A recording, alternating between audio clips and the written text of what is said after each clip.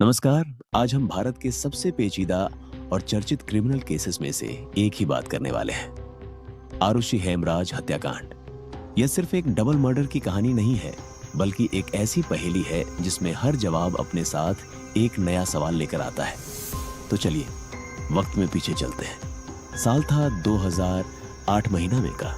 इलाका नोएडा दिल्ली से सटा हुआ मॉडल शहर, जहां सब कुछ बिल्कुल नॉर्मल लग रहा था।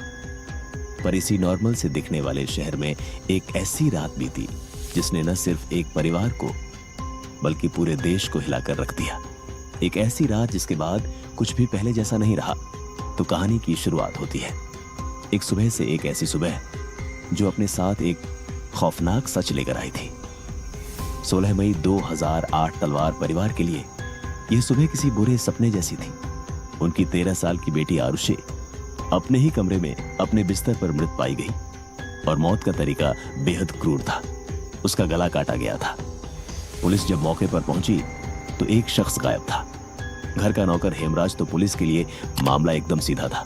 शक की सुई तुरंत हेमराज पर चली गई। सबको लगा ये एक सीधी सादी हथियार और कातिल नौकर ही है। मगर जो केस इतना सीधा लग रहा था उसमें एक ऐसा ट्विस्ट आने वाला था जिसने पूरी जांच की दिशा ही बदल दी। सब कुछ सिर के बल खड़ा हो गया। जरा सोचिए कि इसके पहले 48 घंटे कितने नाटक किए थे। 16 मई को आरुषि की लाश मिलती है और पुलिस मुख्य संदिग्ध हेमराज को ढूंढने में लग जाती है। लेकिन ठीक अगले दिन 17 मई को उसे घर की छत पर एक और लाश मिलती है। अब सवाल यह था कि छत पर मिली यह दूसरी लाश आखिर थी किसकी? क्या ये कोई सुराग था या कहानी में एक और उलझन? और वह लाश, वह लास्ट हेमराज की। जी हां, वही हेमराज जिसे पुलिस कातिल समझकर पूरे देश में ढूंढ रही थी। वो खुद दूसरा शिकार था। अब यह मामला एक साधारण मर्डर का नहीं बल्कि एक बेहद उलझे हुए डबल मर्डर का बन चुका था। और बस यहीं से शुरू होता है जांच में गलतियों और कंफ्यूजन का वह सिलसिला जिसने इस केस को हमेशा के लिए एक रहस्य बना दिया। देखिए, इस केस की सबसे बड़ी प्रॉब्लम थी इसकी शुरुआत ही, मतलब जो बेसिक चीज होती है कि क्राइम सीन को सील किया जाए, वही नहीं हुआ।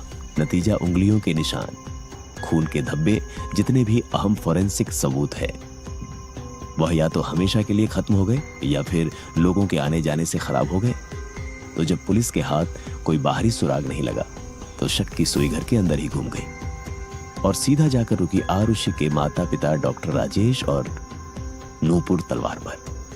जब यह केस सीबीआई के पास गया तो उन्होंने एक बहुत ही शौकीन थ्योरी सामने रखी। ऑनर किलिंग सीबीआई का दावा था कि माता पिता ने ही आरुषि और हेमराज को एक आपत्तिजनक हालत में देख लिया था और गुस्से में आकर दोनों की हत्या कर दी। पर देखिए, थ्योरी से कोर्ट में कुछ साबित नहीं होता। वहां चाहिए होते हैं सबूत, और यहीं से इस केस की असली लड़ाई शुरू, सबूतों की लड़ाई। इस केस को समझने के लिए न दो तरह के सबूतों का फर्क समझना बहुत जरूरी है। डायरेक्ट एविडेंस मतलब कोई चश्मदीद गवाह या हत्या का हथियार, ऐसा कुछ भी नहीं था जो माता पिता को सीधे इस क्राइम से जोड़ता पूरा का पूरा केस टिका था। परिस्थिति जन्य सबूतों पर, यानी हालात को एक दूसरे से जोड़कर एक कहानी बनाई गई थी। इस केस का जो कानूनी सफर था वह भी किसी रोलर कोस्टर राइड से कम नहीं था। 2013 में निचली अदालत ने इन्हीं परिस्थिति जन्य सबूतों को काफी माना और तलवार दंपति को दोषी ठहराकर उम्र कैद की सजा सुना दी। लेकिन 4 साल 2017 में इलाहाबाद हाईकोर्ट ने इस फैसले को पूरी तरह पलट दिया और दोनों को बरी कर दी। इलाहाबाद हाईकोर्ट ने अपने फैसले में एक बहुत ही पावरफुल बात कही। संदेश चाहे कितना भी गहरा क्यों ना हो, वह सबूत की जगह नहीं ले सकता। मतलब सिर्फ शक की बुनियाद पर किसी को मुजरिम नहीं ठहराया जा सकता, खासकर तब जब जांच में ही इतनी बड़ी बड़ी गलतियां हो। तो सवाल यह उठता है कि इतने सालों की जांच और कोर्ट केस के बाद हम आज कहां हैं? जवाब है ठीक वही जहां से सब कुछ शुरू हुआ था, एक अनसुलझे रहस्य पर। देखिए, एक मर्डर मिस्ट्री बनकर नहीं रह गया, इसमें हमारी सिस्टम पर कुछ बहुत बड़े और मुश्किल सवाल खड़े कर दिए।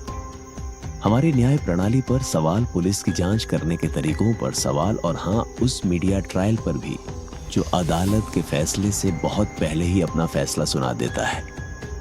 अंत में घूम फिर के हम सब उसी एक बाल पर आ जाते हैं जो आज तक जवाब मांग रहा है।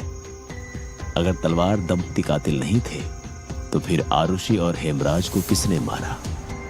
असली कातिल कौन है?